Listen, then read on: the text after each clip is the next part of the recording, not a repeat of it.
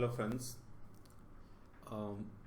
इस video session में biology को करेंगे हम लोग जीव विज्ञान में से कहाँ कहाँ से क्वेश्चन आता है उसको डील करेंगे। आप अपने एग्जाम के लिए इतने क्वेश्चंस को जरूर प्रिपेयर कर लेना ढंग से। इन क्वेश्चंस को याद रखना, ठीक है। फिर ऑप्शनल क्वेश्चंस जो है आप प्रैक्टिस करना, ठीक है। तो इतना एनफ होगा, ठीक है ना। इधर उधर की चीज़ें ज़्यादा पढ़ने से अच्छा है आप इसको पढ़ के फिर ऑप्शन पहले इस पूरे वीडियो को देख लेना, ध्यान से नोट कर लेना, ठीक है ना। और फिर ऑप्शनल क्वेश्चन जो भी हो आपके पास ऑब्जेक्टिव क्वेश्चन बायो के, ठीक है ना, साइंस के, उसको सॉल्व करना, ठीक है। चलिए स्टार्ट करते हैं, ठीक है। तो देखो बायोलॉजी में सबसे क्वेश्चन पूछा जाता है जीव विज्ञान, बायोलॉजी के जनक कौन है? Who is the father of biology? Father of biology, ठीक है। बायोलॉजी फादर कह लो या इसी को हम कह सकते हैं जनक। बायोलॉजी के जनक कौन है, ठीक है ना। जीव विज्ञान के जनक कौन है? तो जीव विज्ञान के जो जनक हैं वो माने जाते हैं एरिस्टोटल,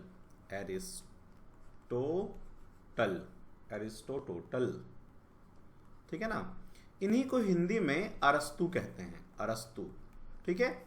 सिकंदर के गुरु भी एरिस्टोटल ही थे, ठीक है ना। अब देखो बायोलॉजी को दो भागों में ऐसे विभाजित किया जाता है, डिवाइड किया जाता है। फर्स्ट पार्ट को हम कहते हैं जूलॉजी, ठीक है ना। देखो जू का मीनिंग क्या होता है? जंतु, तो हिंदी में इसको हम क्या कहेंगे? जंतु विज्ञान, ठीक है। और सेकंड है बोटैनी, बोटैनी हिंदी में हम कहते हैं इसको पादप विज्ञान, जिसमें हम पौधों के बारे में पढ़ते हैं, विज्ञान। अब आपसे क्वेश्चन आता है बता दो कि जूलॉजी के फादर कौन है? तो जूलॉजी के फादर भी एरिस्टोटल ही हैं। तो हम यहां लिख लेते हैं फादर, या आप हिंदी में जनक लिख लेना, एरिस्टोटल,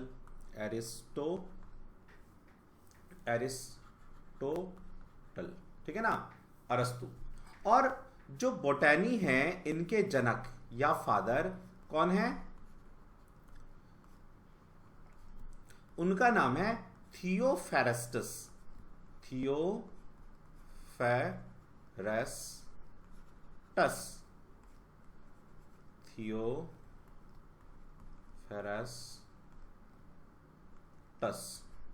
ठीक है ना। तो जीव विज्ञान के दो भाग, जूलॉजी, बॉटनी, जंतु विज्ञान, पादप विज्ञान। जंतु विज्ञान के जनक एरिस्टोटल, और बायो के भी जनक, जीव विज्ञान के भी जनक एरिस्टोटल। बस बॉटनी के जो जनक हैं वो थियोफेरस्टस को माना जाता है, ठीक है। चलिए अब आप इसको कॉपी कर लो। पहले आप लेक्चर सुनना, ठीक है ना, फिर कॉपी में नोट करना। सुनते सुनते नोट मत करना।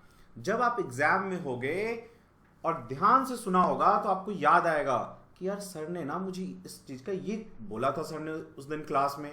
तो पहले ध्यान से सुनो फिर लिखो, ठीक है ना। और यदि आपको लगे ऐसा कि सर ना धीरे धीरे पढ़ा रहे हैं यार, बोरिंग सा हो रहा है, तो आप क्या करना, इसके स्पीड को, वीडियो के स्पीड को 2x या 3x स्पीड कर लेना अकॉर्डिंग टू योर कन्वीनियंस, ठीक है ना। चलिए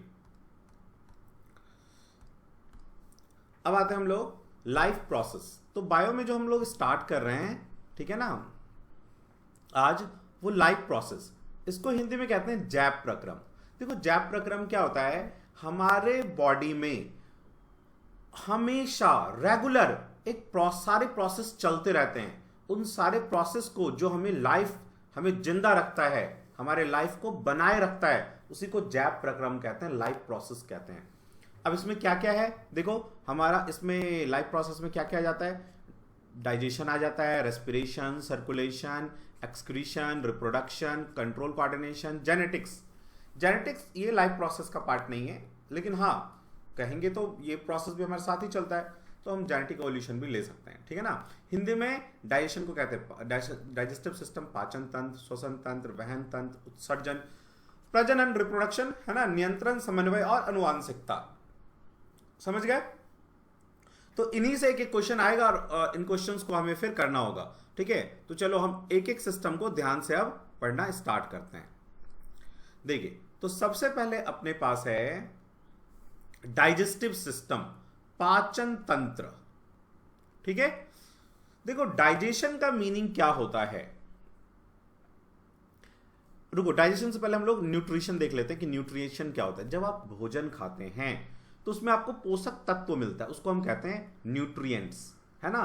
तो वो पोषक तत्व क्या क्या है? विटामिन है, खनिज है, कार्बोहाइड्रेट है, प्रोटीन है, वसा है। ठीक है, तो इन सभी को ही हम कहते हैं पोषक तत्व, राइट। अब विटामिन के बारे में, मिनरल्स के बारे में, कार्बोहाइड्रेट क्या करता है, प्रोटीन क्या करता है, फैट क्या करता है, ये एक अलग न्यूट्रिशन वाले सेशन में आपको वीडियो में मिल जाएगा। लेकिन फॉर द टाइम बीइंग आपको मैं थोड़ा सा बता देता हूं विटामिन का क्या कार्य है। ये हमें डिजीज, बीमारियों से लड़ने की शक्ति देता है, बीमारियों से बचाता है, बीमारियों के लिए से बचने के लिए जरूरत है, यानी ये इम्यूनिटी प्रोवाइड करता है, इम्यूनिटी। ठीक है ना। अब इसमें एक फेमस क्वेश्चन है जो हमेशा आता रहता है, देखो ADEK, ऐसे ADEK, विटामिन ADEK जो है ना, ये ना क्या होता है, ये जल में नहीं घुलता है।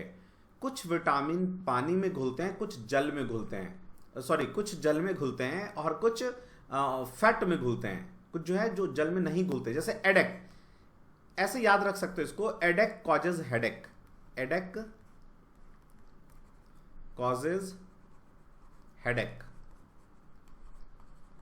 मतलब ये विटामिन जो है ना हमें बचाने के लिए शरीर में फैट भी चाहिए होता है। तो जो एडेक है, ये विटामिन यदि ज्यादा हो जाता है, यदि हम आवश्यकता से ज्यादा ले लेंगे तो हमें सर में दर्द, इस तरह के प्रभाव आते हैं। ठीक है ना। तो ये सब विटामिन पानी में नहीं घुलते, ADEK ध्यान रख लेना। मिनरल खनिज जो है पाचन में हेल्प करता है, डाइजेशन में हेल्प करता है। कार्बोहाइड्रेट ये हमें एनर्जी देता है, ऊर्जा, एनर्जी। ठीक है ना। प्रोटीन क्या करता है, हमारे मांसपेशियों को बनाता है, मसल्स बिल्ड करता है, मसल्स जो जिम जाते हैं वो प्रोटीन ज्यादा खाते हैं। ठीक है ना। फैट क्या करता है, फैट हमें जो है देखो दो तरीकों से हेल्प करता है ये। एक तो विटामिन्स को घोलने में हेल्प करता है, विटामिन्स को घोलता है, विटामिन्स को घोलता है ना, डिसॉल्व करता है, घोलता है। दूसरा हमें इंसुलेशन देता है, इंसुलेशन मतलब गर्मी से बचाता है, गर्मी से बचाता है। ठीक है। और एक काम और है फैट का, ये यूवी रे से भी हमें प्रोटेक्ट करता है, यूवी प्रोटेक्शन भी देता है। ठीक है। और फैट टूट के एनर्जी भी प्रोवाइड करता है, लेकिन फिर भी एनर्जी, ऊर्जा, जो सबसे ज्यादा ऊर्जा प्रोवाइड करता है वो कार्बोहाइड्रेट होता है। ठीक है, समझ गए। चलिए, अब ये सब कहां स्टोर होते हैं, स्पेसिफिक क्या क्या वर्क है, वो अलग सेशन में हम लोग देखेंगे। नेक्स्ट, अब हमें सबसे पहले डाइजेशन स्टार्ट करना है, ये जो लाइफ प्रोसेस है स्टार्ट करना है प्लांट्स में, कि प्लांट्स में लाइफ प्रोसेस कैसे होता है। ठीक है। देखो, जो भोजन लेने की प्रक्रिया है उसे हम कहते हैं, ये भोजन लेने के तरीके, उसे मोड ऑफ न्यूट्रिशन। भोजन लेने के कितने तरीके हैं, तो कोई भी भोजन दो तरीके से लेता है। एक तो वो होता है जो ऑटोट्रॉपिक मोड ऑफ न्यूट्रिशन होता है, स्वपोषी भोजन, और एक होता है हेट्रोट्रॉपिक, विषमपोषी। मतलब ऑटोट्रॉपिक कौन होते हैं, जो खुद से अपना खाना बनाते हैं, स्वयं भोजन बनाते हैं। They make their own food, they make their own food. ये अपना भोजन खुद बनाते हैं। क्यों बनाते हैं, तो ये फोटोसिंथेसिस कर पाते हैं, बाय फोटोसिंथेसिस।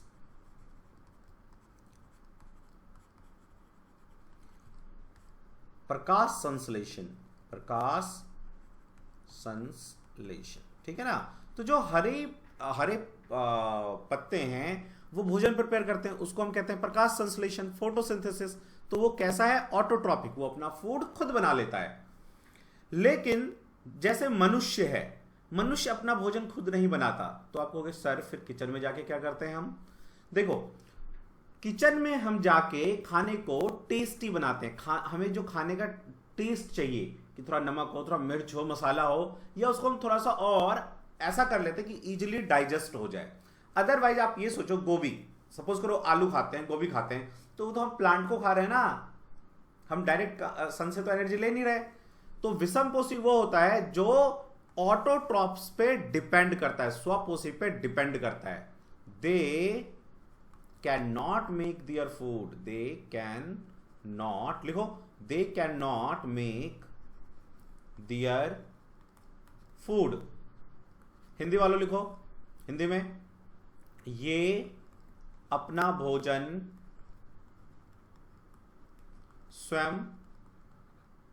स्वयं नहीं बनाते, नहीं बनाते। ठीक है, फिर सेकेंड पॉइंट लिखो, दे डिपेंड्स, इंग्लिश वाले लिखो, they depend on autotrophs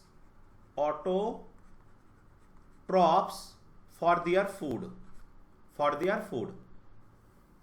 Hindi वाले लिखो, ये भोजन के लिए स्वपोषी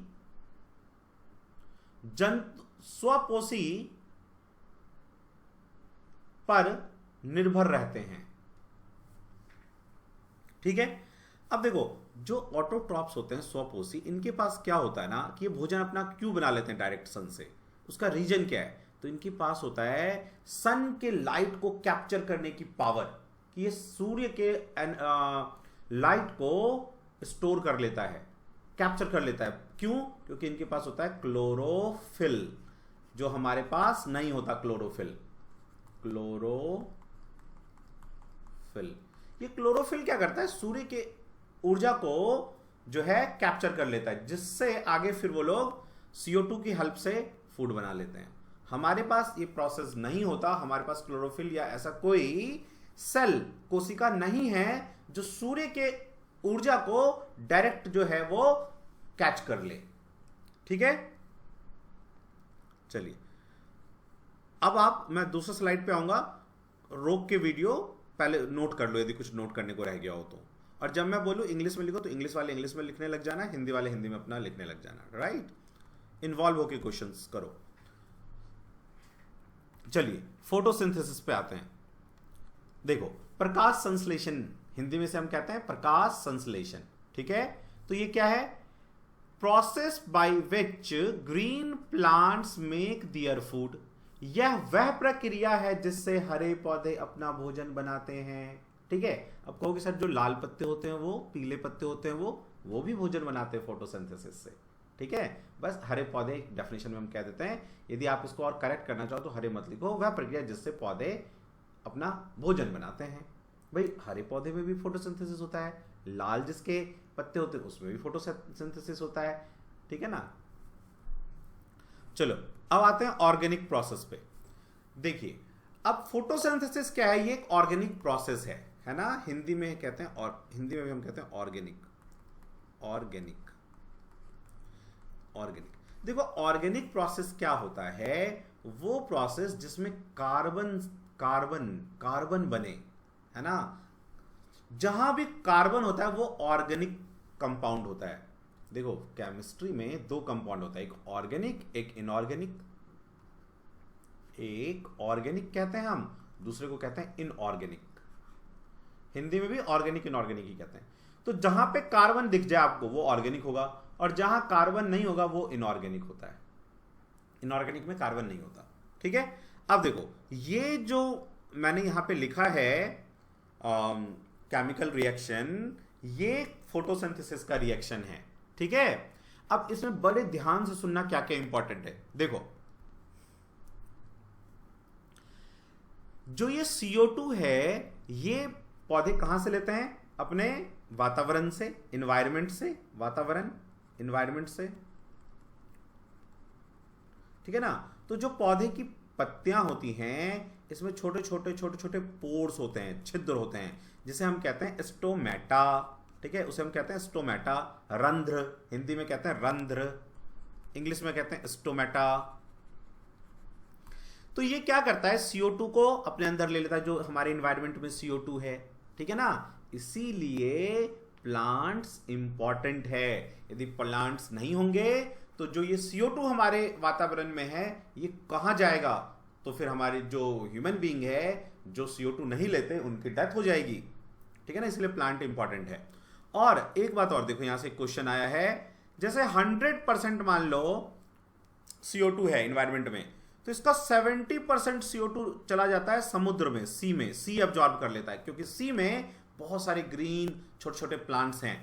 और 30% ही जो धरती टेरेस्ट्रियल हैं, जो जमीन पे हैं, पौधे, प्लांट, घास, ये जो है CO2 लेते हैं। 30% ये लोग लेते हैं, 70% जो है सी ले लेता है। तो सी बहुत इंपॉर्टेंट है हमारे लाइफ में। यदि हम सी को नष्ट किया गया तो यही प्रॉब्लम होगा। क्या प्रॉब्लम होगा, कार्बन बढ़ने लग जाएगा, कार्बन बढ़ने लग जाएगा जैसे जैसे, तो फिर ह्यूमन बीइंग का डेथ होने लग जाएगा, मनुष्यों का। चलिए, तो CO2 लेता है ये कहां से, एनवायरमेंट से। और वाटर कहां से लेता है, सॉइल से, मिट्टी से, जड़ के थ्रू। पौधे के जड़ में पानी डालते हैं ना, जड़ों में, रूट्स में। फिर क्या करता है, सनलाइट ये लेता है। सनलाइट कहां से लेता है, क्लोरोफिल। क्लोरोफिल क्या करता है, सनलाइट को कैच कर लेता है।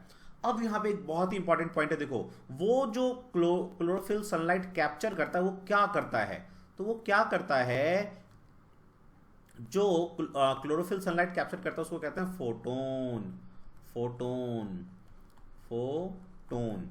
ये फोटोन क्या करता है, सूर्य की किरणें इस वाटर को तोड़ देगा हाइड्रोजन में और ऑक्सीजन में। समझ गए, बहुत ध्यान से देखो, हाइड्रोजन ऑक्सीजन में। इसको हम कहते हैं वाटर लाइसिस, जल का टूटना। वाटर लाइसिस कहते हैं, हाइड्रोलाइसिस, हाइड्रोलाइसिस, जल का टूटना। अब ये हाइड्रोजन क्या होगा, इस कार्बन के पास चला जाएगा, ठीक है, और मिल के बना लेगा ग्लूकोज, है ना, कार्बोहाइड्रेट। और प्लांट में जो कार्बोहाइड्रेट होता है वो स्टार्च के फॉर्म में होता है, ठीक है ना, स्टार्च बना लेगा, कार्बोहाइड्रेट स्टार्च बना लेगा, ठीक है ना। प्लांट में जो कार्बोहाइड्रेट होता है किस फॉर्म में होता है, स्टार्च। वो स्टार्च के फॉर्म में कार्बोहाइड्रेट को अपने बॉडी में रखता है, स्टार्च, स्टार्च, ठीक है ना। तो ये चला गया। और जो ये ऑक्सीजन है, ये ऑक्सीजन ये प्लांट ने हमारे लिए छोड़ दिया, और मनुष्य इसको सांस लेते हैं, हम लोग इससे सांस, इस ऑक्सीजन को लेते हैं। तो क्वेश्चन ये आता है, ध्यान से सुनो, फोटोसिंथेसिस में जो ऑक्सीजन रिलीज होता है वो कौन सा वाला ऑक्सीजन रिलीज होता है, कार्बन डाइऑक्साइड वाला या वाटर वाला, तो वो वाटर वाला ऑक्सीजन लेते हैं हम लोग। कार्बन डाइऑक्साइड वाला ऑक्सीजन नहीं होता, वो तो चला जाता है कार्बोहाइड्रेट, ग्लूकोज बनाने के लिए। ये ग्लूकोज एक तरह का कार्बोहाइड्रेट है, स्टार्च एक तरह का कार्बोहाइड्रेट है, ठीक है ना। प्लांट में जो पहला स्टेबल कंपाउंड होता है, संतुलित कंपाउंड होता है, वो स्टार्च होता है, ठीक है ना। ध्यान रखना, हमसे पूछे ले कि बताओ प्लांट कार्बोहाइड्रेट, एक्स्ट्रा कार्बोहाइड्रेट यदि बना लेता है तो किस फॉर्म में उसको जमा करता है, स्टार्च के फॉर्म में। और मनुष्य किस फॉर्म में जमा करता है, ग्लाइकोजन के फॉर्म में, ग्लाइकोजन के फॉर्म में, ठीक है, ग्लाइकोजन में। मनुष्य ग्लाइकोजन के फॉर्म में इसको रखता है। यही ग्लाइकोजन जब नहीं बन पाता है, जब हमारे बॉडी में कार्बोहाइड्रेट, ग्लूकोज मान लो बहुत ज्यादा हो गया, ठीक है, और अब बॉडी को उतनी जरूरत नहीं है, तो बॉडी उसको स्टोर करेगा, तो उसको बॉडी ग्लाइकोजन बना लेता है, ग्लाइकोजन, ग्लाइकोजन, ठीक है ना। तो ये ग्लाइकोसिस से ग्लाइकोजन कैसे होता है, इसके लिए यूज करता है वो क्या, हमारा बॉडी इंसुलिन, ठीक है ना।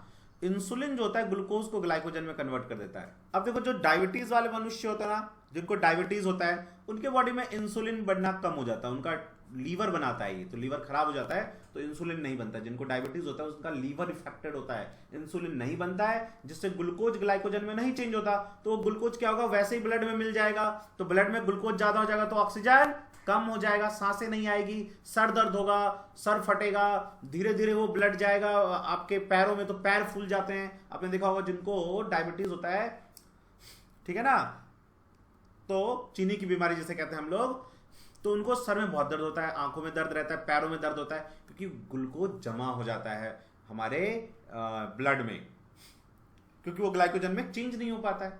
इसी प्रोसेस को हम कहते हैं, इसी प्रक्रम को डायबिटीज कहते हैं, डायबिटीज हो जाता है, ठीक है ना। तो इंसुलिन का सुई लगाता है वो जो पेशेंट होता है, ठीक है। और बॉडी में वैसे क्या होता है हमारा, यदि लीवर ठीक रहता है तो इंसुलिन क्या करता है, ग्लाइकोजन में बना देता है, स्टोर कर लेता है, और जब हमें फिर से चाहिए होता है एनर्जी तो ये ग्लाइकोजन ग्लूकोज में कन्वर्ट हो जाता है और हमें एनर्जी मिल जाती है, ठीक है। ये ध्यान रखना, ये सब जो बातें बोली हैं मैंने, इनसे क्वेश्चंस आते हैं, ठीक है ना। चलो अब आगे बढ़ते हैं। अब आ जाओ साइट ऑफ फोटोसिंथेसिस। ये फोटोसिंथेसिस होता कहाँ है भाई, पत्ते हैं इनमें फोटोसिंथेसिस होता है ना, पत्तों में होता है। उसके बाद आपने देखा होगा यदि आप कोई प्लांट है उसके ना पत्ते तोड़ दो सारे, कुछ दिनों के बाद उसके फिर से पत्ते निकल आते हैं, फिर से पत्ते निकल आते हैं। इसका मतलब जो प्लांट का ये स्टेम है, स्टेम जिसको हम कहते हैं तना, तने में भी फोटोसिंथेसिस होता है।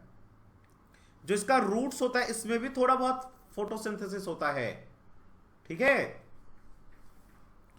तो देखो, तो फोटोसिंथेसिस अब स्टेम में, लीफ में, जड़ में होता कहाँ है, तो यहां पे सेल होता है जिसको हम कहते हैं क्लोरोप्लास्ट। क्लोरोप्लास्ट हरित लवक जो है एक कोशिका है, कोशिका कोशिका के अंदर पाया जाता है, प्लांट कोशिका के अंदर पाया जाता है। क्या, हरित लवक। हरित लवक पौधों के कोशिका के अंदर पाया जाता है, प्लांट सेल के अंदर क्लोरोप्लास्ट मिलता है। इस क्लोरोप्लास्ट की डिस्कवरी के बारे में पूछा जाता है कि कौन करता है, किसने खोजा था इसका, तो ह्यूग वॉन मॉल ने सबसे पहले क्लोरोप्लास्ट का डिस्कवरी किया था, ठीक है ना। और क्लोरोप्लास्ट में ही क्या बनता है, भोजन बनता है, फोटोसिंथेसिस होता है। तो इसीलिए इसको कहा जाता है, बहुत ही इंपॉर्टेंट पॉइंट है, kitchen of the plant cell. पादप कोशिका का रसोई घर कहलाता है कौन, क्लोरोप्लास्ट, क्योंकि यहां पे क्या बनता है, भोजन बनता है, ठीक है ना। अच्छा, अब ये क्लोरोप्लास्ट, प्लांट में तो बहुत तरह के सेल होते हैं, कोशिका मतलब सेल, ठीक है ना, इंग्लिश में इसको सेल कहते हैं। तो प्लांट में बहुत सारी कोशिकाएं होती हैं, तो उसमें से जो मीजोफिल सेल है उसके अंदर ही क्लोरोप्लास्ट होता है, ठीक है। तो ये इंपॉर्टेंट पॉइंट हो गया। उसके बाद देखो, क्लोरोप्लास्ट के अंदर ऐसा क्या होता है जो ग्रीन सूर्य के ऊर्जा को कैप्चर कर लेता है, लाइट को, क्लोरोफिल। और इसीलिए प्लांट हरा भी किसके वजह से होता है, क्लोरोफिल की वजह से। क्यों होता है क्लोरोफिल की वजह से, क्योंकि क्लोरोफिल क्या करता है, ग्रीन लाइट को छोड़ देता है, तो वो हमारे आंखों तक पहुंचता है, तो हमें लगता है प्लांट ग्रीन है, ठीक है। अब सपोज करो कि कोई ऐसा मनुष्य हो जिसको ग्रीन नहीं दिखता हो पूरा, ठीक है ना, तो उसको प्लांट कैसा दिखेगा, ब्लैक एंड व्हाइट दिखेगा, उसे ग्रीन नहीं दिखेगा, ठीक है। तो प्लांट को ग्रीन कलर भी क्लोरोफिल देता है और सूर्य के लाइट को कैप्चर भी क्लोरोफिल करता है। एक और बहुत इंपॉर्टेंट पॉइंट है, क्या, ध्यान से लिख लेना इसको, क्लोरोफिल में कौन सा एलिमेंट पाया जाता है, कौन सा तत्व पाया जाता है, मैग्नीशियम पाया जाता है, मैग्नीशियम। बहुत ही इंपॉर्टेंट क्वेश्चन है, क्लोरोफिल में क्या मिलता है, मैग्नीशियम, मैग्नीशियम। ध्यान रखना, मैंने मैग्नीज नहीं कहा है, मैग्नीज नहीं कहा है, मैग्नीशियम। मैग्नीशियम एक होता है मैंगनीज, वो नहीं, मैग्नीशियम, Mg क्लोरोफिल में होता है, ठीक है। अच्छा, अब बात आती है क्लोरोप्लास्ट प्लांट में। देखो, जो ऊपर के इसका स्किन होता है, सतह, ऊपर का स्किन, आप पत्तों को यदि बहुत दिनों तक किसी कॉपी या बुक में रखा होगा तो देखा होगा उसका ना ऊपर का स्किन निकलने लग जाता है, उसको कहते हैं ऊपरी त्वचा, बाह्य त्वचा, या इंग्लिश में उसे कहते हैं एपिडर्मिस। तो जो एपिडर्मिस होता है उसी के अंदर क्लोरोप्लास्ट होता है, क्लोरोप्लास्ट के अंदर क्लोरोफिल होता है, क्लोरोफिल के अंदर मैग्नीशियम होता है, ठीक है। चलिए, अब आप इसको नोट कर लेना, ठीक है।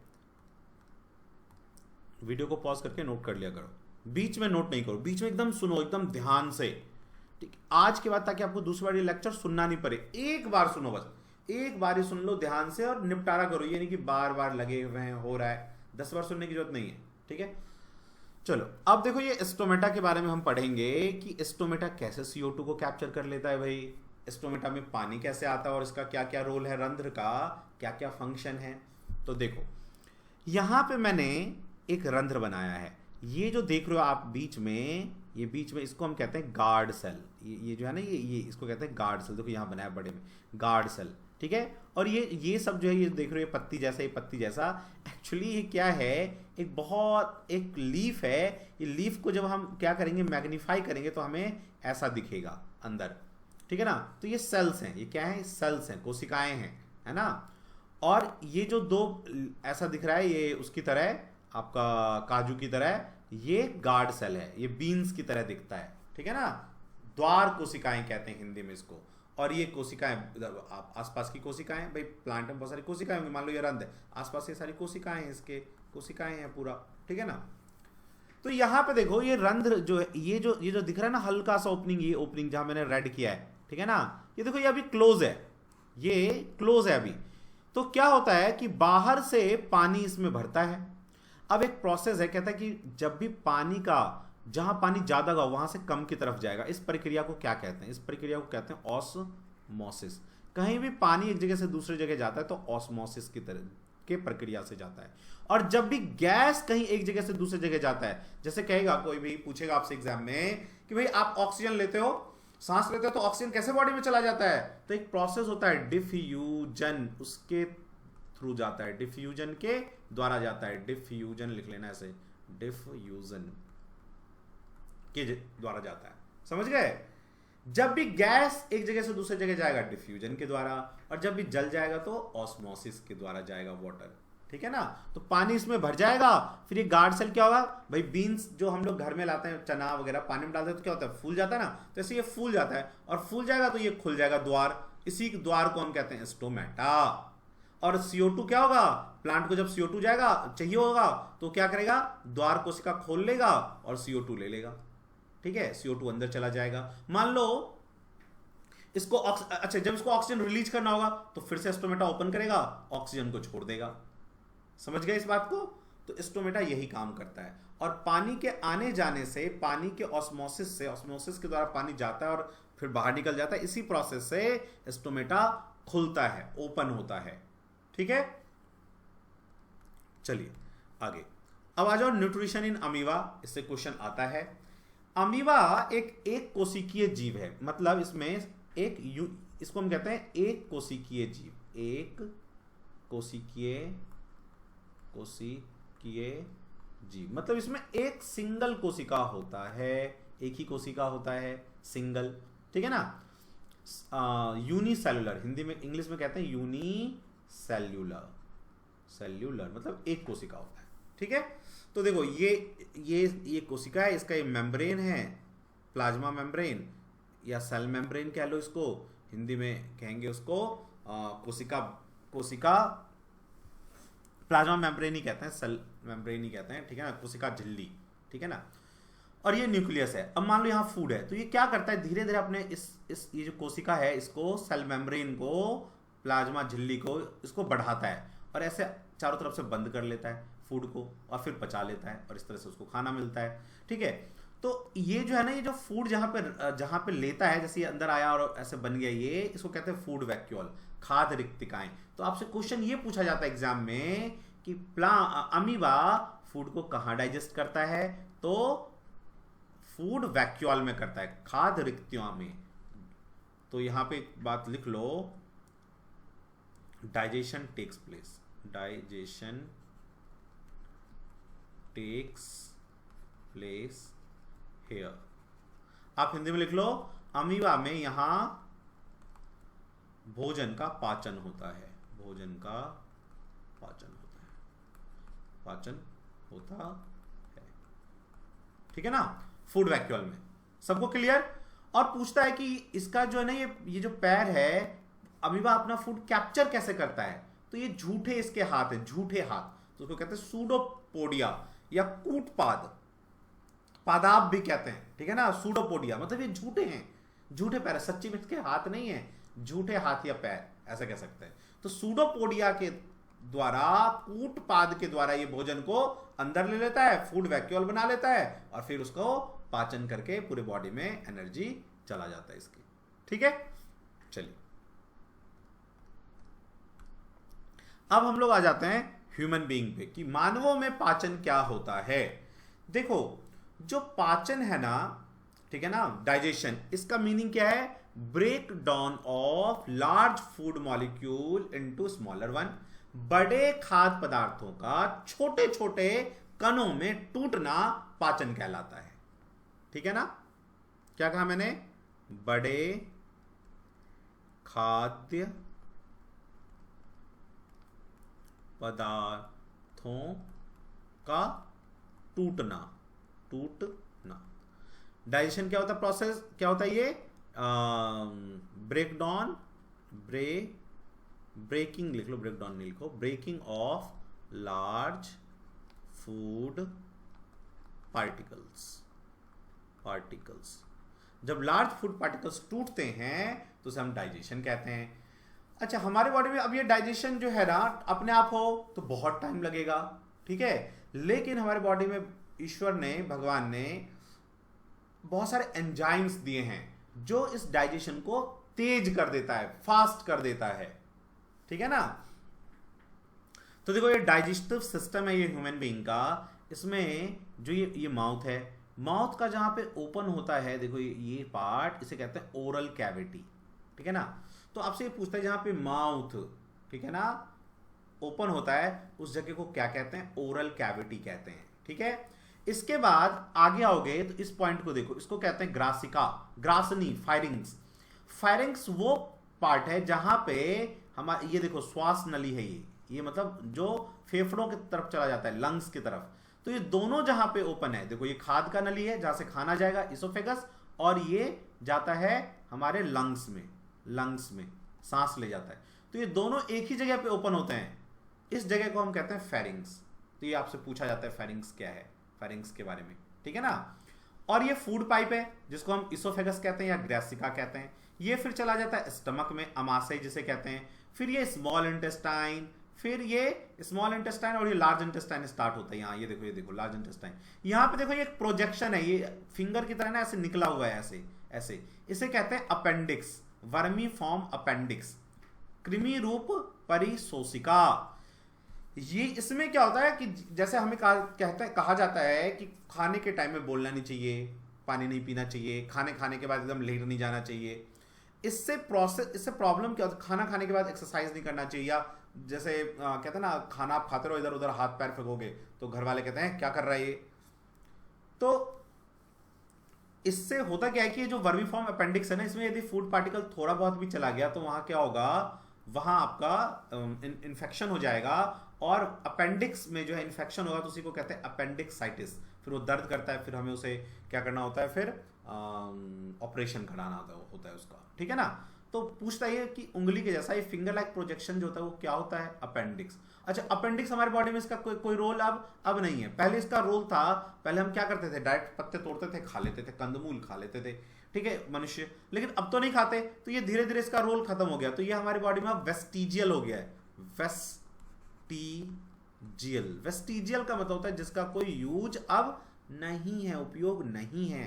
ठीक है ना, फिर ये लार्ज इंटेस्टाइन हो गया, लार्ज इंटेस्टाइन, फिर ये एनस गुदा। ठीक है ना, ये पूरा हमारा डाइजेस्टिव सिस्टम का एक पार्ट है। ठीक है, तो कभी कभी क्या होता है एग्जाम में आपको ये फिगर बना के दे देगा, एक आध कोई नाम दे देगा, आपको पहचानने के लिए कह देगा, बाकी इनका एक एक चीज हम लोग अभी पढ़ेंगे। अच्छा, कभी कभी आपने देखा होगा जब आपको ठंड लग जाती है, ठंड में या गर्मियों में भी गले में दर्द हो जाता है, आप पानी पीते हो, लगता है कुछ अटक सा रहा है, वो क्या होता है? तो हम कहते हैं कि अरे वो हो गया है, सलाइवरी ग्लैंड में इन्फेक्शन हो गया है, या कुछ और भी कहते हैं हम लोग हिंदी में, उसको हम कहते हैं, हिंदी का वर्ड मुझे याद नहीं आ रहा, वो जब होता है ना, हम पानी, ठंड लग जाती है, सर्दी लग जाती है, तो हमारे गले में लगता है कुछ अटक सा रहा है, दर्द भी होता है, कई बार पूरा चौक हो जाता है, आवाज ही नहीं निकलता। तो यहाँ पे हमारे पास सलाइवरी ग्लैंड होता है। सलाइवरी ग्लैंड में जब इन्फेक्शन हो जाता है ना, सलाइवरी ग्लैंड में इन्फेक्शन होगा तो देखो ये क्या होगा, ये मोटा हो जाएगा। ये मोटा होगा तो क्या करेगा, देखो ये देख रहे हो यहाँ पे सलाइवरी ग्लैंड, ये मोटा हो जाएगा तो इसको क्या करेगा, यहाँ पे फूड, ये श्वास पाइप है, फूड पाइप है, तो इसको दबाएगा इधर की तरफ, इधर की तरफ दबाएगा। जब तुम पानी पियोगे या कुछ भी कहोगे तो ये टकराएगा, इसमें जाएगा नहीं, दर्द होगा उसी से। उसी को कहते हैं कि भाई अपेंडिक वो हो गया है, इन्फेक्शन हो गया है सलाइवरी ग्लैंड में, लार ग्रंथि।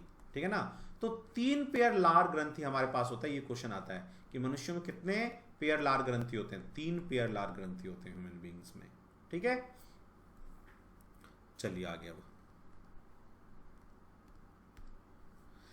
अब आते हैं हम लोग एलिमेंट्री कैनाल, आहार नाल। जो भोजन हम लोग खाते हैं वो पूरा का पूरा मुंह से लेके एनस तक, गुदा तक, है ना, वो आहार नाल कहलाता है। इसी आहार नाल में, एलिमेंट्री कैनाल में हमारा पूरा पाचन होता है। ठीक है, तो आहार नाल कितना लंबा होता है? 7 से 8 मीटर लंबा होता है। ठीक है ना, भोजन का पूरा पाचन आहार नाल में होता है। ठीक है, अच्छा, 2 तरह के जंतु होते हैं। एक जो मीट मछली खाएंगे, मतलब जो नॉनवेज खाते हैं। ठीक है, एक जो वेज खाते हैं, एक जो नॉनवेज खाते हैं। ठीक है ना, तो जो एनिमल ऐसे होते हैं जो मीट खाते हैं, उनका उनका जो होता है ना, स्मॉल इंटेस्टाइन छोटा होता है। ठीक है ना, तो एलिमेंट्री कैनाल भी छोटा हो जाएगा। और जो वेज खाते हैं उसका जो है स्मॉल इंटेस्टाइन बड़ा होता है, लार्ज इंटेस्टाइन छोटा होता है। अच्छा चलो, इसको लार्ज इंटेस्टाइन स्मॉल इंटेस्टाइन में पढ़ लेंगे, मैं अभी इसको नहीं पढ़ा रहा।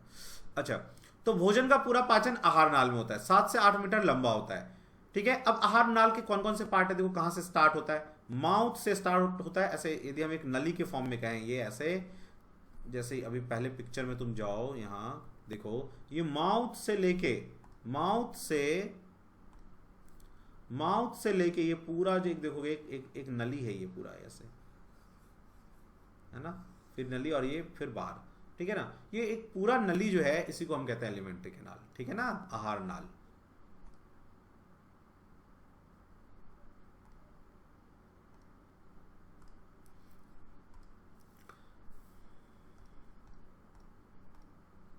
ठीक है, तो आहार नाल में सबसे पहला भाग क्या होता है? मुख, माउथ, फिर फेरिंग्स, फिर oesophagus, stomach, small intestine, large intestine, rectum, anus. मुख, ग्रासनी, ग्रासिका, अमाशय, छोटी आंत्र, बड़ी आंत्र, मलाशय और गुदा, एनस।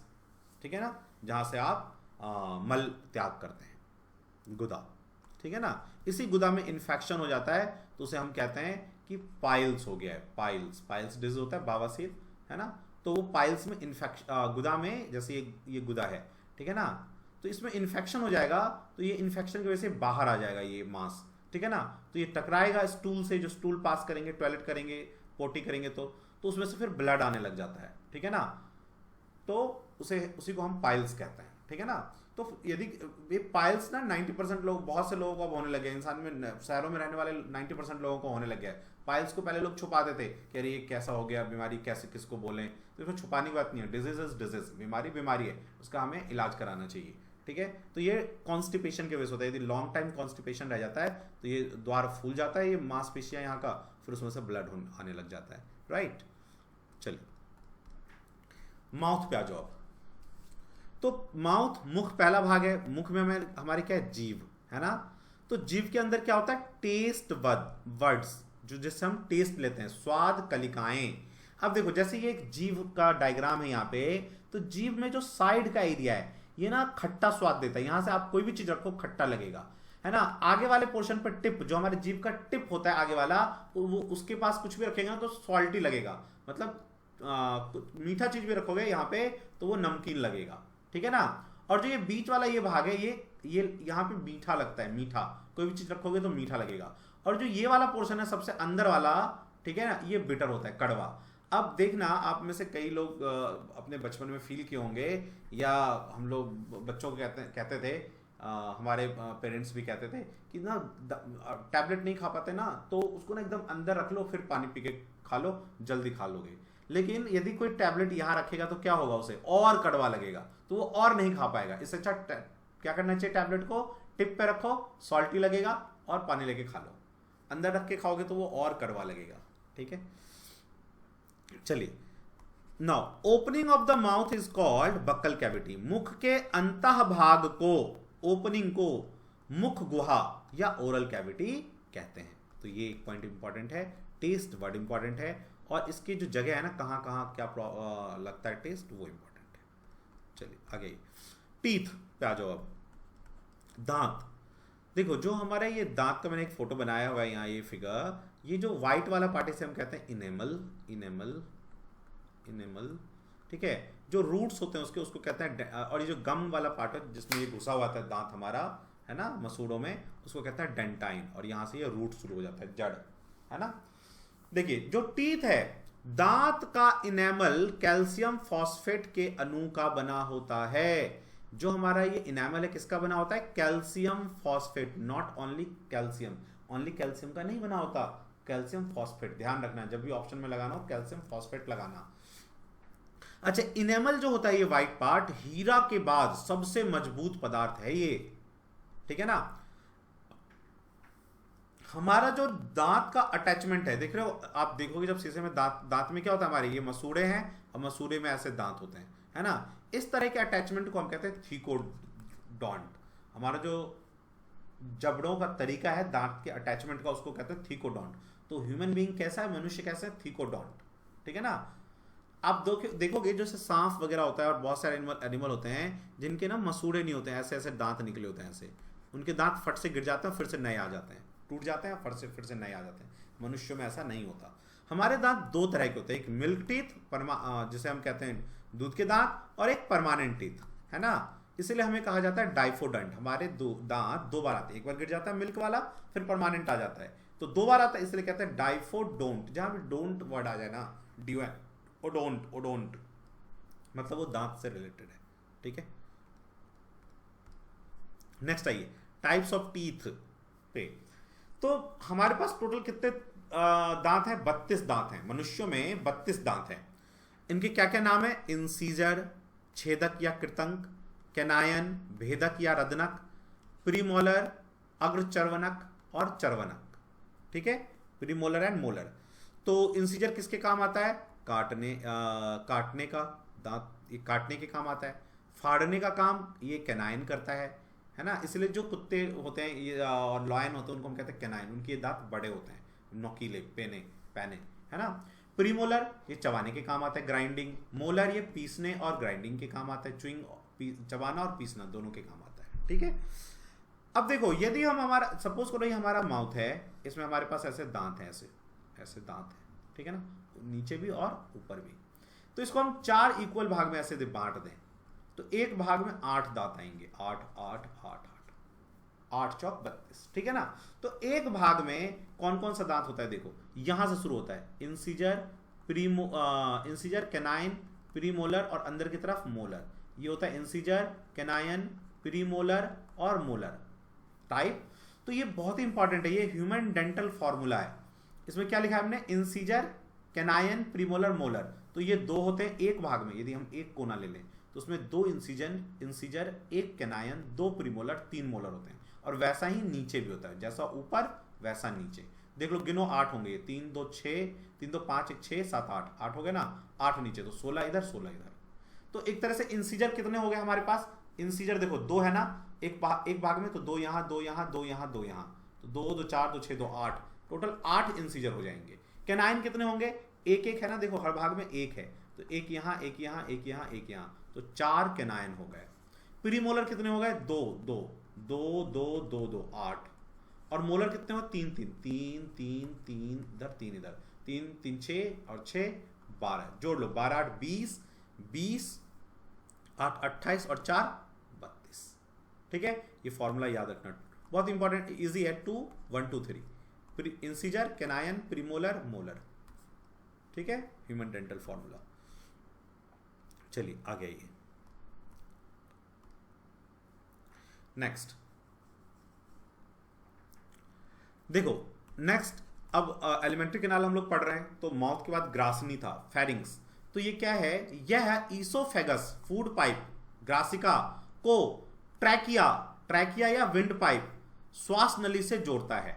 मतलब जो हमारा फूड का नली है ये वाला, जैसे ये माउथ है, माउथ से आया ऐसे, तो और नाक भी यहां से आके जुड़ जाता है, तो इस एरिया को यहाँ पे चला जाता है। कहाँ पे? ये श्वास लेने के लिए फेफड़ों में, और ये स्टमक में चला जाता है, पेट में। ये भाग को हम कहते हैं फेरिंग्स, जहाँ पे माउथ भी ओपन होता है और श्वास की नली भी ओपन होती है, ठीक है ना। इसी पार्ट को हम फेरिंग्स कहते हैं। ये क्या करता है? ईसोफेगस को ट्रैकिया से जोड़ता है। ये ट्रैकिया और ये ईसोफेगस। ट्रैकिया मतलब विंड पाइप, श्वास नली, ठीक है ना। अब आ जाओ इसोफेगस क्या होता है। तो ये फूड पाइप होता है जहां से फूड पास होता है ना। जैसे माउथ है, यहाँ पे माउथ है, माउथ से यहाँ तक, यहाँ गया फूड। तो यहाँ इसमें फूड जैसे हम खाते हैं ऐसे बॉल के फॉर्म में जाता है, ऐसे बॉल के फॉर्म में। तो कैसे जाता है वो, ऐसे जाता है, देखो फूड ऐसे ऐसे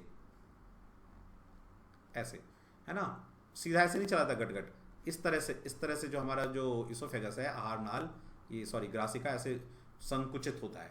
इस तरह के चलने को हम कहते हैं पेरिस्टाल्टिक मूवमेंट। तो आपसे ये पूछा जाता है इसोफेगस में, फूड पाइप में फूड किस प्रोसेस से जाता है, पेरिस्टाल्टिक मूवमेंट से जाता है। हिंदी में कहते हैं कर्म कूचांक गति, फूड को स्टमक तक ले जाता है ये इस प्रोसेस से, है ना। ये एक प्रोसेस है, इस तरह से जो चलता है, ऐसे फूड हमारे मुंह से पेट में चला जाता है, इसको कहते हैं कर्माकूचंक गति, पेरिस्टाल्टिक मूवमेंट। ठीक है, आइए डाइजेस्टिव ग्लैंड्स पे आओ। अब देखो हमारे पास, यदि हमारे पास डाइजेस्टिव ग्लैंड्स नहीं होते और भोजन खाते हैं हम, तो पता चलता एक खाना जो है ना पचने में लग जाते हैं 40-45 घंटे, या शायद बहुत और भी ज़्यादा लग सकता था। यदि हम हैवी खाना खा ले तो हो सकता है महीने लग जाए।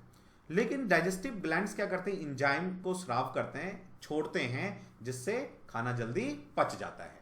ठीक है ना, 6 घंटे के अराउंड पच जाता है हमारा खाना। सलाइवरी ग्लैंड, तो सबसे पहला है सलाइवरी ग्लैंड। ग्लैंड क्या होता है, ग्रंथि जो एंजाइम को छोड़ता है, हार्मोन को छोड़ता है। हार्मोन भी ग्रंथियों से निकलता है और एंजाइम्स भी ग्लैंड से निकलते हैं। तो सबसे पहला जो ग्रंथि हमारे मुंह में ही है, ओरल कैविटी में, क्या, लाला ग्रंथि या लार ग्रंथि, इसी को कहते हैं सलाइवरी ग्लैंड। इसी में इन्फेक्शन हो जाता है। तो अभी बताया था मैंने, गले में दर्द आता है, लगता है कुछ पानी पीते हैं, खाते हैं तो कुछ टकरा सा रहा है। ठीक है ना, तो ये क्या करता है, इसका काम क्या है, देखो ये जो लाला ग्रंथि है, ये लाला रस को छोड़ता है। लाला रस जो सलाइवरी अमाइलेज है ना, इसी को कहते हैं लार रस या लाला रस, इसको छोड़ता है, सलाइवरी अमाइलेज को छोड़ता है। तो ये क्या करता है, जो हमारे भोजन में स्टार्च होता है, इसको डाइजेस्ट करके माल्टोज में तोड़ देता है। मंड, स्टार्च को हिंदी में कहते हैं मंड, और उसको किस में तोड़ देता है, शर्करा, माल्टोज में। इसका पीएच कितना होता है, 6.8।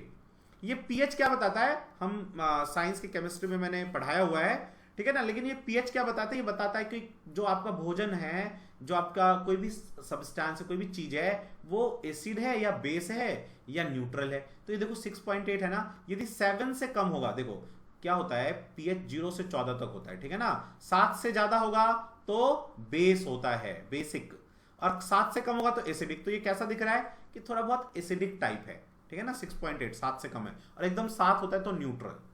तो सलाइवरी अमाइलेज क्या करता है, स्टार्च को माल्टोज में ब्रेक कर देता है। यही आपसे पूछेगा कि कौन, सलाइवरी अमाइलेज का वर्क क्या है, ऑप्शन में दे देगा, या दे देगा स्टार्च को माल्टोज में कौन कन्वर्ट करता है, सलाइवरी अमाइलेज करता है, या आपको दे देगा कि लाला ग्रंथि या सलाइवरी ग्लैंड क्या छोड़ता है, सलाइवरी अमाइलेज छोड़ता है, या उसका पीएच कैसा होता है, 6.8 होता है ना, स्लाइटली एसिडिक होता है। ठीक है, आ गया जो हमारे भोजन में सबसे पहले स्टार्च का डाइजेशन शुरू होता है। ये क्वेश्चन पूछा जाता है कि हमारे भोजन में सबसे पहले क्या पचना शुरू होता है, स्टार्च, कार्बोहाइड्रेट, प्रोटीन। तो स्टार्च पे आप टिक लगा देना, ठीक है ना। 3 pairs of salivary gland present in human, हमारे बॉडी में 3 पेयर सलाइवरी ग्लैंड होते हैं जो लाला रस छोड़ते हैं। 2 नीचे होते हैं, 1 ऊपर होता है, ठीक है ना। माउथ के 2 नीचे और 1 ऊपर। अच्छा, लाइसोजाइम क्या है, लार में एंटीबैक्टीरियल का काम करता है। देखो हमारा जो लार है ना, उसमें कुछ लाइसोजोम्स होते हैं, जो हम खाना खा लेते हैं ना, उसमें बैक्टीरिया होगा तो वो उसको मार डालेगा। वैसे स्टमक में भी ये प्रोसेस होता है, हम आगे पढ़ेंगे कि यदि हमने खाना खाया, उसमें कुछ थोड़ी बहुत बैक्टीरिया चला जाता है तो वो कैसे मरता है बॉडी में, तो हम पढ़ेंगे। लेकिन लाइसोजोम भी क्या करता है, एंटीबैक्टीरियल इफेक्ट देता है, ये मारता है बैक्टीरिया वगैरह को। लार में प्रेजेंट होता है लाइसोजोम हमारे, ठीक है ना। इसीलिए कहा जाता है कहीं पे कट जाता है ना, तो पहले क्या करते थे, चाट लेते थे। क्यों, तो चाटेंगे तो उसमें क्या होगा, लाइसोजोम, लार निकलेगा, लार में लाइसोजोम होगा तो बैक्टीरिया को किल कर देगा। ठीक है, यही रीज़न है चाटने का, कि कहीं भी कट फट जाता तो पहले चाट लेते थे, है ना। हमारे यहाँ जो वो होता है आपका, जो टॉयलेट हम लोग करते हैं, है ना, मिस्चुरेशन मतलब, ठीक है ना। तो उसमें भी क्या होता है ना, जो पानी निकलता है हम जब हम टॉयलेट जाते हैं, तो उसमें भी एंटीबैक्टीरियल इफेक्ट होता है। इसलिए आपने सुना होगा कहीं नीचे कहीं पैर हाथ में कट जाता है तो वहाँ पे हम लोग जो है मूत्र लगा देते हैं, तो वो ठीक हो जाता है लाइसोजोम की वजह से, वो एंटीबैक्टीरियल इफेक्ट देता है, ठीक है ना। चलिए अब आइए गैस्ट्रिक ग्लैंड में। ये गैस्ट्रिक ग्लैंड क्या है, तो हम माउथ पे थे, माउथ में सलाइवरी ग्लैंड था। अब जब जो खाना हमारे माउथ से कहाँ जाएगा, इसोफेगस जो है ये ग्रासिका कहाँ पे ले आएगा, स्टमक में, ऐसे स्टमक में। तो स्टमक का जो दीवार है इसके अंदर ना छोटे छोटे ग्रंथियां होती हैं, ग्लैंड्स होते हैं, इसको कहते हैं हम गैस्ट्रिक ग्लैंड या हिंदी में जठर ग्रंथियां, ठीक है ना। तो ये स्टमक अमाशय के भित्तियों में होते हैं, क्या होते हैं, गैस्ट्रिक ग्लैंड, जठर ग्रंथियां। ये जो गैस्ट्रिक ग्लैंड है ये क्या क्या छोड़ता है, जठर ग्रंथियां क्या क्या छोड़ता है, तो वो क्या क्या छोड़ेगा, क्या क्या निकालेगा, ये म्यूकस को रिलीज करता है, HCl रिलीज करता है, और एक एंजाइम होता है जिसका नाम है प्रोपेप्सिनोजन, इसको रिलीज करता है। तो इन तीनों का क्या यूज है, देखो सबसे पहले हम HCl का देखते हैं यूज, ठीक है ना। HCl क्या करता है, जो हमने खाना खाया है, ठीक है ना, उसमें यदि कोई बैक्टीरिया चला गया, बैक्टीरिया या फिर कोई माइक्रोब्स चले गए, माइक्रोब, तो उनको किल कर देता है, मार देता है ना। ये बैक्टीरिया, हिंदी में लिख लेना, बैक्टीरिया या किसी भी सूक्ष्म जीव को मार देता है खाने के अंदर, तो उससे कोई हमें दिक्कत नहीं होगी। इतना स्टमक हमारा पहले से ही ये हमारा बॉडी प्रिपेयर है। दूसरा क्या करता है, HCl कैसा होगा, एसिडिक, एसिडिक, तो थोड़ा बहुत एसिडिक चीजें क्या होता है, डाइजेशन में हेल्प करता है, थोड़ा बहुत, ज्यादा नहीं, डाइजेशन में, पाचन में हेल्प करता है, पाचन में सहायक होता है, ठीक है। एक काम इसका और है, अभी हम पढ़ेंगे, उससे पहले अब मैं म्यूकस पे आता हूं। देखो जो HCl है बहुत ज्यादा जो है एसिडिक होता है, तो भाई हमारा स्टमक है वो तो भाई हार्ड मास का बना है, यदि किसी के ऊपर HCl फेंक दिया जाए पूरा मुंह झुलस जाएगा, ठीक है ना।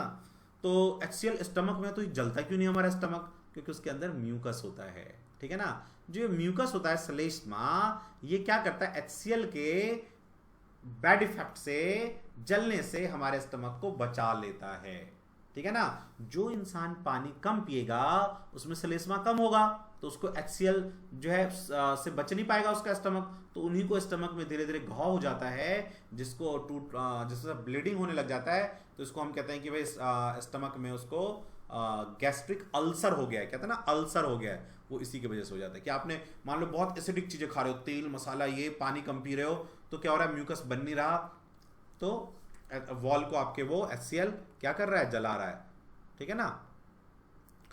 तो ये क्या करता है, एक तो HCl से सेव करता है हमारे स्टमक को, ठीक है, पहली बात। दूसरा क्या करता है, कि भोजन को, तो ये चिपचिपा होगा तो भोजन को चलने, मतलब मूव करने में हेल्प करता है, मूव करने में हेल्प करता है भोजन को, ठीक है। अच्छा, प्रोपेप्सिनोजन पे आ जाओ, ये प्रो एंजाइम है, मतलब एंजाइम से पहले का, मतलब ये अभी एंजाइम बना नहीं है, प्रो एंजाइम। इस प्रो एंजाइम पे क्या करता है, HCl एक्ट करता है और उसको पेप्सिन में कन्वर्ट कर देता है, पेप्सिन में बदल देता है, पेप्सिन। ये पेप्सिन क्या करता है, तो ये प्रोटीन को डाइजेस्ट करता है, हमारे खाने में जो प्रोटीन होता है उसको उसका पाचन कौन करता है, ये पेप्सिन करता है, ये पेप्सिन एक एंजाइम है, ठीक है। देखो ये क्वेश्चन बहुत बार आया है, मैं यहां लिख भी देता हूं, एंजाइम क्या होता है, एंजाइम कुछ नहीं होते, ये प्रोटीन्स होते हैं, प्रोटीन, ठीक है ना, प्रोटीन के बने होते हैं, ये डाइजेशन में हेल्प करते हैं, पाचन में हेल्प करता है। तो एंजाइम क्या है, प्रोटीन है, एग्जाम में आएगा enzyme is protein, carbohydrate, vitamin, है ना, केमिकल, तो आप लिखना प्रोटीन, ऑप्शन लगाना प्रोटीन, आया हुआ है एग्जाम में आपके, ठीक है ना। अब हमें पढ़ना है लीवर के बारे में, कि लीवर क्या क्या करता है, गॉल ब्लैडर क्या करता है, मतलब पित्ताशय क्या करता है, और इमल्सिफिकेशन क्या होता है, ठीक है। तो इसको हम पढ़ेंगे बायो के डाइजेशन के लेक्चर नंबर 2 में।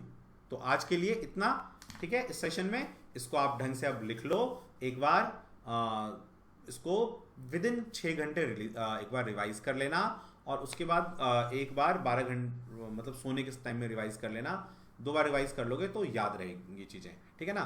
फिर तो जब एक कॉपी में जब प्रॉपर्ली लिख लोगे, आपको मेन पॉइंट पता है कि सर ने बोला ये एग्जाम में आता है, ये एग्जाम में, उन्हीं क्वेश्चन को याद रखो और फिर टिक लगाओ क्वेश्चन, बस काफी है इतना, ठीक है ना।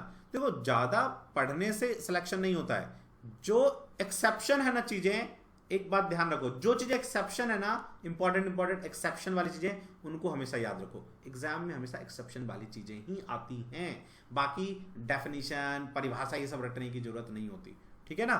चलिए, तो मिलते हैं नेक्स्ट सेशन में, बाय बाय।